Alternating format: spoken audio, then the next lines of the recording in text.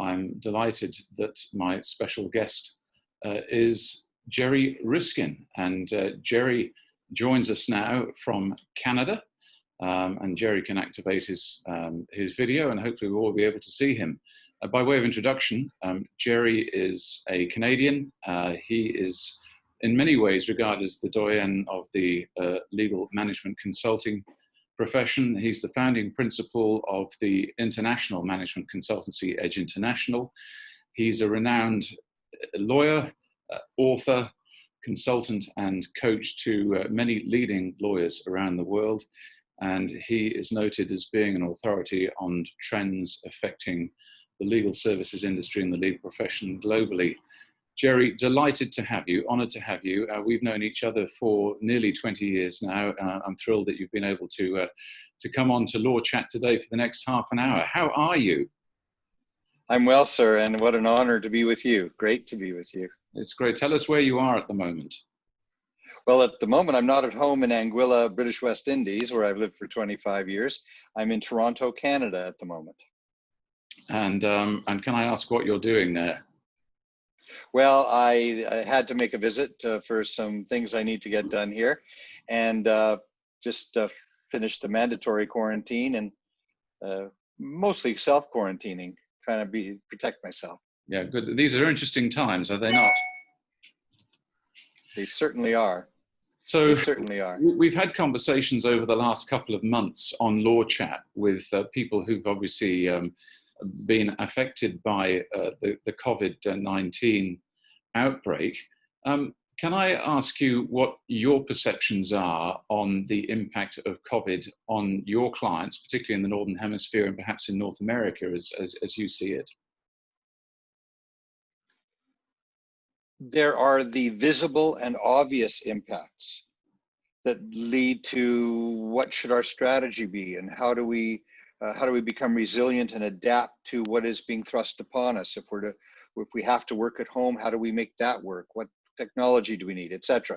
So a lot of the rational, cerebral things that are handled quite well by brilliant people, and most people in the profession are extraordinarily smart. That's the side of it we see. I believe there's a side that's hidden, and it's not hidden because we did it on purpose. It's hidden because we're not comfortable with it. And that side is the side that I refer to as the fragility that's going on in our profession at the moment. And is that fragility exacerbated by COVID, or has it always been there? What a terrific question. That's so important. Several years ago, the American Bar Association, and I say proudly as a Canadian that I respect them very much, did a study and had a task force on what lawyers were encountering. And lawyers were not happy campers, and they were having difficulty with substance abuse. They were having difficulty with their mental health. Not all of them, but a significant number, enough that it was worrisome. And so that was evolving into programs, some of which I had the privilege of being involved with clients, where they were implementing training, implementing interactive processes to try to help their people. That's pre-COVID. So we have a fragile profession in the first place. A lot of people think lawyers are tough and nothing could bother them. Well, that's the external skin. That's not what's inside most. Then COVID comes along. And what COVID does is it takes that and puts it on steroids. People working from home aren't sure why they're not sleeping so well. Aren't sure why they're having some disputes with their wonderful spouse, who's at the other end sometimes of the same table, both working at home. Sometimes the schools have to close and the children are in the room or around. And so people are dealing as best they can rationally with this, but they're not doing very well emotionally. Now I'll get to punchline. The punchline is that the law firm leaders with whom I have the privilege of working sometimes are semi-blind to that. They're not self-aware. When you ask them how they're doing, you get we're doing pretty well. In fact, given the circumstances, blah, blah, blah, blah, blah, blah, blah, which is lovely. So I don't expect them to be highly sensitive to the plight of their people.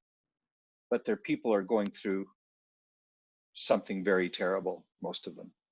So if you were a law firm leader watching this, what symptoms should they be looking out for to come to terms with the fact that they may be in fact struggling when they think they're built of armor? Well, I suppose we start with the self-care. The leader should realize that those memos that they're sending, and not all, I work with some who are sending some absolutely marvelous memos, but those memos that are very, these are tough times and time to double down on the effort because we really need to get those hours in and we need to get some revenue in to keep the firm strong and so on. What they don't realize, those who are writing those memos, is what they're saying to their people is, I don't trust you. In fact, I need to take my whip out and I need to slash it against your skin in order to get you move faster, as opposed to just a slight change of perspective, which again, I'm proud to say I have the privilege of working with some people who are very, very open to this and they're doing a great job. The different perspective is, thank you, team, for being so strong. Thank you for being so capable. We're so impressed with how hard you're working in this different environment. And if there's anything we can do to help, because we know it's not easy, we're here. Don't you hesitate to let us know. And sorry, one more centimeter or inch, depending on jurisdiction, on that point, and that is, you don't wait. You don't wait for the staff to call you and say, I need something. You don't wait. When you start an interaction, you do what you did, Simon, because you're a wonderful, caring human being, and that's why I respected and liked you for these decades. You asked me first, how are you doing? How are you feeling? What's your situation? And I know you care. That's how you find out how people are doing. And in your experience, are there not enough leaders in law firms who are demonstrating that degree of empathy? Absolutely not enough. And look, it saddens me. I love my profession. I love the leaders who lead it. Don't get me wrong. I'm a great fan, generally speaking. But sometimes we don't realize our own blind spots or our color blindness. We're not seeing things we should see, and they're not seeing it. And it's to their detriment because they are going to pay a price. They're going to pay a price with the loyalty of their people, the enthusiasm and engagement of their people, and their competitive advantage will wane. They will lose out. And obviously this touches on a bigger issue too, which we can explore, but that's the whole aspect of culture and how COVID has to some extent started to reshape by necessity the culture of a lot of law firms globally. So for example, until COVID came along, most employees were expected to be in the office 5 days a week. Now, all of a sudden, what had been seen as an option, an innovative option, such as the 4-day week or flexi working practices from home, were no longer just an option. They were mandatory for many law firms. And so to that extent, I think we've seen a number of benefits to emerge from COVID. Would you agree? Very much so. A few years ago, obviously pre-COVID, I remember working with a firm on its strategy, lovely firm, fairly large, but lovely, lovely firm. And they were having this internal debate about, should we let people work remotely? And of course, the traditional view was, no, you can't come around the corner and sneak up on them and see how hard they're working. Oh, and never mind my humor, you can't go around and sort of check up on them and engage with them to see how they're doing on a matter. Or if I want something, I can't zip around the corner and ask X, please, I need that. I tried to show them the research, to show them that those organizations which have allowed remote working find that their productivity increased when they so allowed, not decreased. But they didn't want to know. They didn't want to know because a lot of people who have their ways fixed, they don't want evidence that there might be another way. Thank you very much. Well, fast forward, you said it nicely. Now the compulsory working from home or working in a distributed way changes the mindset. suddenly, I never wanted to go in a swimming pool because I thought I would drown, but you forced me to step into the water. And you know what? It doesn't feel that bad. In fact, there's some pleasures that I'm experiencing going into that water. Just one punchline back to you. Unfortunately, when the jurisdictions let people go back to the office, some leaders are going back to their traditional ways, almost like an elastic band has sprung back. And I know, at least in North America, where there's a bit of a roller coaster, and I understand there is in Australia too, with people, those rules being relaxed and then tightened. Now we're in for real trouble. We're in for real trouble because, okay, we sent you out to work from home and you were good people and you got a lot done and good, but thank goodness that's over. Now you're back. Uh-oh, now we have to send you out again. And some of those people who are being sent out again, and I think you mentioned this, are depressed. How long is this going to be? I don't like this. I'm unsettled by it.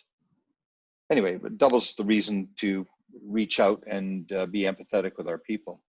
So if anyone's watching this law chat and are empathizing with what you're saying and saying, look, you know, I don't know where this is going. You know, my life as a law firm leader is being turned upside down, and I'm being forced to behave, if you like, in a way that might be beneficial in the long term, but it's proving to be a bit of a strain on me mentally and emotionally.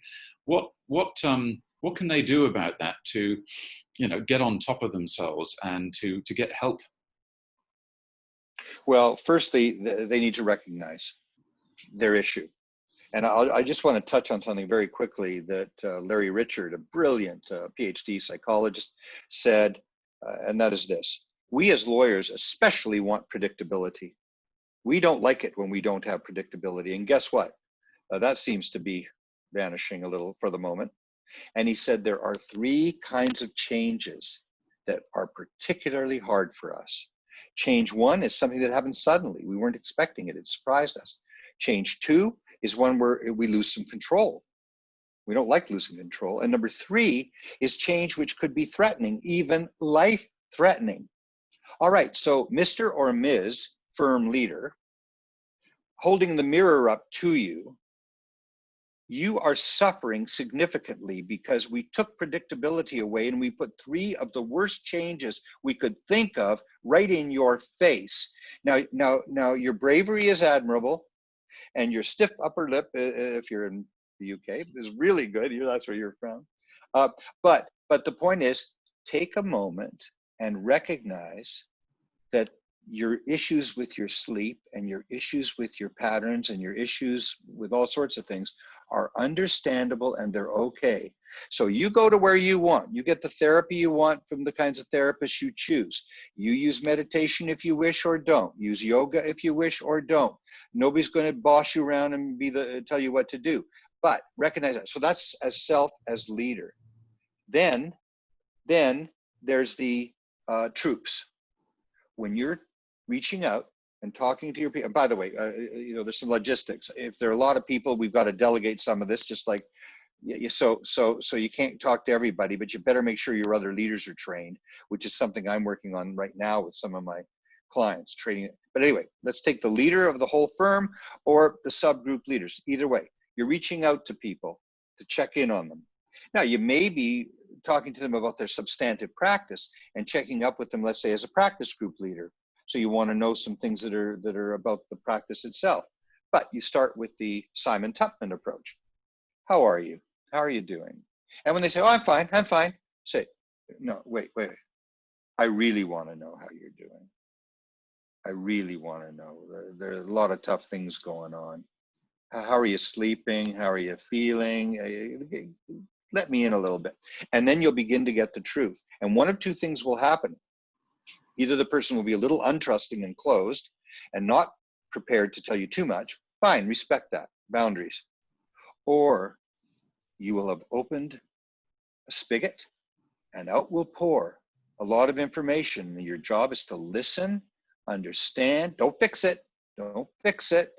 Listen and understand and empathize.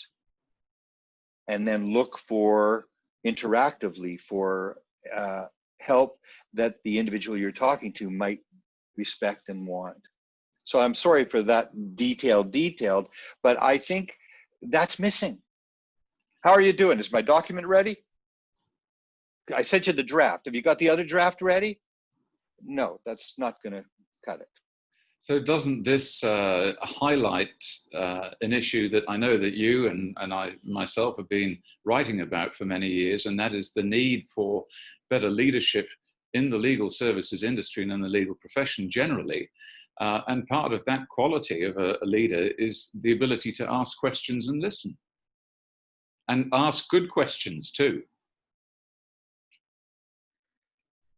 Yes, well, in your part of the world, in Australasia, there is more of a tendency to allow professionals who are great leaders to take on that role in a firm, even if they are not themselves practicing lawyers. In Canada, you can take the former head of an 800 engineering firm, but in a law firm, you can't order a paperclip. Well, I better not give the example I was going to give because that might identify an Australian firm, but here's the point.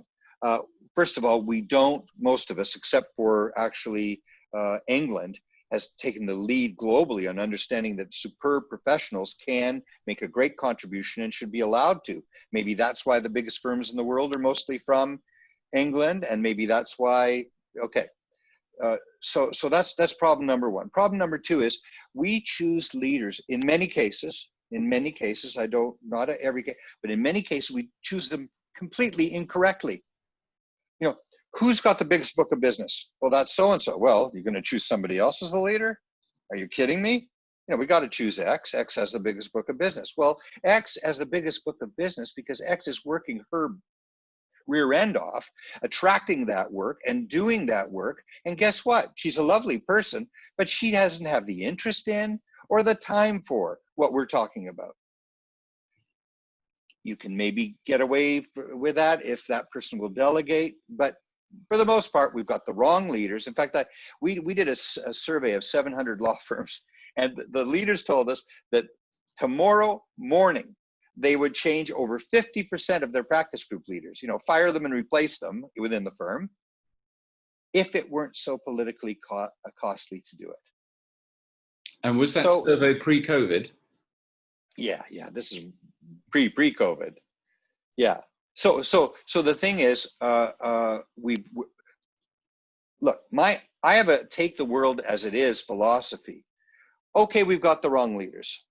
Yes, in a better world and with some help and patience, maybe we could figure out how to do better. Fine. But let's deal with the leaders we have. Let's help them and sensitize them to what the role is to help the people they lead, as opposed to boss around the people they lead. By the way, in law firms, nobody looking for a boss. In fact, that's pretty toxic pretty fast. So we have to sensitize them to that, and then we have to give them the tools and the skills to do it effectively. And guess what? Once again, this profession that I love and respect, those leaders are smart. And if you show me a leader who opens the door 1 inch or 2.54 centimeters to be open to these ideas, I'll show you someone who's trainable and can learn it. Yeah. I mean, interestingly, over the past 3 months in my discussions in Australasia with lawyers and law firm leaders, the priority in the initial response was looking after the health of their people and the well-being of their people. And I was very impressed at how many of my contacts attended to that, a bit like, the ship has struck an iceberg, let's just make sure that the crew and the passengers are okay. But now that we've sort of stabilized things in this part of the world, now the focus is coming back again to the health of the business. And that's a separate discussion, but I'd like to sort of get your views on that too, in terms of, okay, assuming our people are, they have struggled, but we're doing okay. Let's put our eye back on the state of our business. In this neck of the woods, it seems that there's a lot of optimism around, particularly from a financial point of view, that things haven't been as bleak as they might have been. And we know historically law firms seem to have absorbed shocks like this, whether it's the GFC or now COVID, reasonably well. But in terms of planning ahead, it must be terribly difficult for lawyers globally to say, well, now what? Because their strategic plans have been ripped up by what's happened this year. And at the moment, it seems to be like steady as she goes. Let's just make sure there are no big tidal waves ahead of us. And let's just try and, keep stable and keep ticking over. What's your view on that? Well, a paper that I've had the privilege of writing, which will be released in a month or two by the American Bar, is called Leadership Agility in the Face of Fragility. Now you're on the agility side of the equation. We have to be quick. We have to be observant. We have to absorb every bit of information we possibly can that's direct and indirect. We can't get stuck, by the way, in the rut of the political stuff or the cycles that go round and round. We have to look at the businesses we serve. What are they facing? What's their trajectory? And transpose from that, learn from that, etc. That's agility, and firms require it. And I'll say this, at the GFC, the meltdown, firms blew it. They blew it. They took the underperforming partners that they should have been rid of years before and thought, here's a good excuse. A lot of people are shrinking now, and there's no embarrassment because they sort of have to. Some of that's happened here, where some people have thought, oh, good, here's my chance, even though, and look, the problem I have with it is you're putting someone else out in the snowstorm at the worst possible moment when there are no morsels of food. And that's cowardly. You would have been better off when they were underperforming in good times to cut the cord then. So, but I end that digression. A leader must have the future of the firm in mind, because you do no favor to become insolvent. That doesn't help your support staff and your lawyers going into the future. You must remain solvent. So there are maybe some hard decisions to make. But in addition to the traditional hard decisions, how about the innovation? What are the needs that our clients are facing now they've never faced before? How can we help them with those? What can we do without charging a fee right now to get very close and to cement them to us, join them at the hip, so that, gosh, when they do have $1 or a pound or whatever the currency is to spend, they'll spend it on us. I don't know if that helps. What do you think? No, I agree. I think that's a great investment of time. That's something that we've probably been saying for many years, is that business development doesn't have an immediate payback, and it is an investment in time. I remember one client at a retreat one year saying, it'd be really nice if the partner looking after our account would come in once every quarter just to visit us and just walk in our shoes and go around the showroom and see some of the challenges that we're dealing with. And I don't expect a bill for that.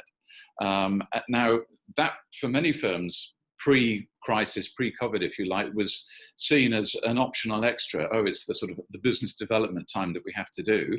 But in this downtime, when people are at home, there is time on their hands, and certainly in some cases, to actually say, how can I best use this time to forge stronger relationships with clients, even if that means just having a Zoom meeting like we're having and just asking those questions. How are you doing?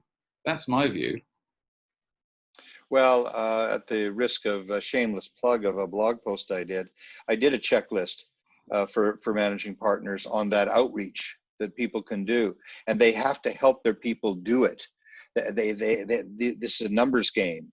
You have to inventory the people who should be touched and reach out to them. So you're absolutely right. You're absolutely right. So if people wanted to get that list, is it available off your website? Yeah, my blog is just my name, gerryriskin.com. Okay. Yeah, gerryriskin.com. Okay. Well, yeah.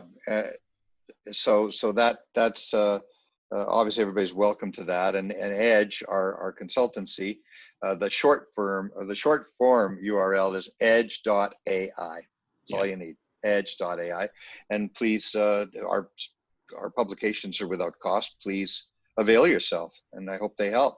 And by the way, I extend to all people who read our stuff an offer without fee, that if they want a Zoom meeting with the authors of a particular piece, happy to do it. Happy to do it, because that's an investment in our profession that we're happy to make. That's terrific. And people can get hold of you through your blog, GerryRiskin.com. That's great. No, that's Very true. easily, very easily. That's very true. So, I mean, it's interesting. This is the third in this relatively new series, which was prompted by COVID, because I was sitting at home here in New Zealand saying, well, I can't travel overseas. My work went down the gurgler for a while.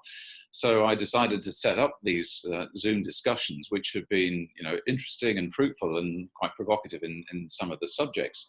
But there's one common theme that's coming out here from all of them, and that's I think, a degree of optimism amongst all of the people that I've had conversations with about the future of the profession and the legal services industry, because it has forced change on law firms that was much needed and overdue in many circumstances.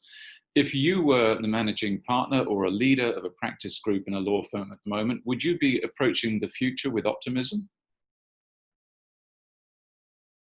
Absolutely. In fact, what we want is the competitive advantage that others will forego by not doing some of the things we've talked about. This is a golden opportunity.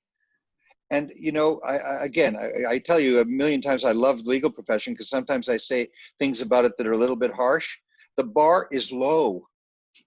The competitors in the legal profession are not doing very much of anything along the lines you and I, Simon, agree is appropriate. And therefore, the firm that decides it's going to do something doesn't have to be over the top, just has to be not zero. One is infinitely bigger than zero. So if we get moving and do some of these things, competitive advantage follows and a brilliant future. And I guess the other part that I might add to that is to encourage law firm leaders not to be frightened of failing. In every strategic process I'm involved with a law firm, one of the things I take people through is why they are scared to death of risk. Lawyers are programmed to prevent risk or remedy it. That's our job. Yet, business people must experiment in order to find out the most effective things to do. And experimentation means risk. And so the mindset has to shift. When I'm operating on the patient and I'm removing an organ, yes, I'm going to be pretty analytical and go by the book here, most of the 99% of the time. In a business meeting, like you said, it's unpredictable. We don't know the future. Nobody's got the map. We're going to have to try some things. Hear, hear. Well, I'm sure that firms are going to, and that's not an option. They're going to have to try things. Before I wrap up our discussion, because it's simply flown by, Gerry, I'm just going to go to the screen share and let people know about the next presentation that we've got coming up here on Law Chat, which is taking place on the 13th of August. Again, my guest is from North America. And so we've got an early start in New Zealand, and it's a late one for J. Kim Wright, who is a North American-based lawyer and an advocate for systems change and innovation in the legal services industry. She is an author of 2 books. I think it's 2 at the last count. And apart from being an innovative lawyer, coach, and consultant, a speaker and author, she has devoted much of her career to helping lawyers find greater fulfillment in life. So I think that will be a very interesting discussion, particularly based on what you and I have talked about today.